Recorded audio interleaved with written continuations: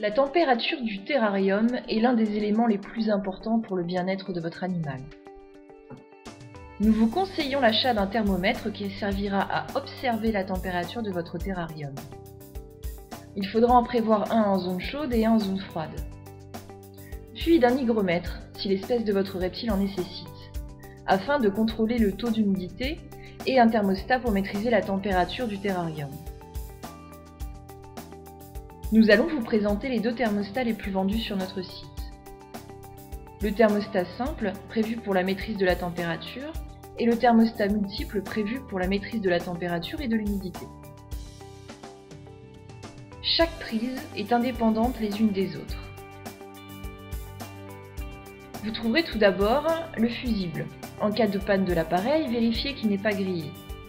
Vous trouverez au niveau de la languette la pile, qui permet la sauvegarde des données en cas de coupure de courant ou débranchage de l'appareil.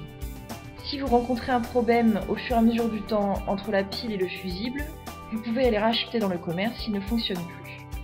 La LED du haut correspond au signal sonore en cas de défaillance. La LED du bas correspond au reset pour réinitialiser l'appareil. De l'autre côté, vous trouverez tout d'abord l'indication ET. ET correspond à la température enregistrée par la sonde température. À côté, vous trouverez l'indication EH, qui correspond au taux d'humidité, enregistré avec la sonde de l'hygrométrie. Vous aurez également l'indication mode, qui servira à sélectionner l'option à régler. L'indication 7, qui servira à effectuer la modification des paramètres. Et les flèches qui serviront à augmenter ou diminuer les données. Passons maintenant au réglage de l'appareil.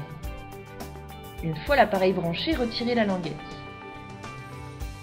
Procédez dans un premier temps au réglage de l'appareil en dehors de votre terrarium pour une meilleure aisance. Petite astuce, trempez la sonde température dans un verre d'eau froide et vérifiez que l'information ET diminue bien. Attention, ne jamais reproduire ce test avec la sonde de l'hygrométrie. Elle n'est pas prévue pour une immersion et pourrait endommager votre appareil. Une fois la vérification effectuée, nous pouvons commencer à régler l'appareil.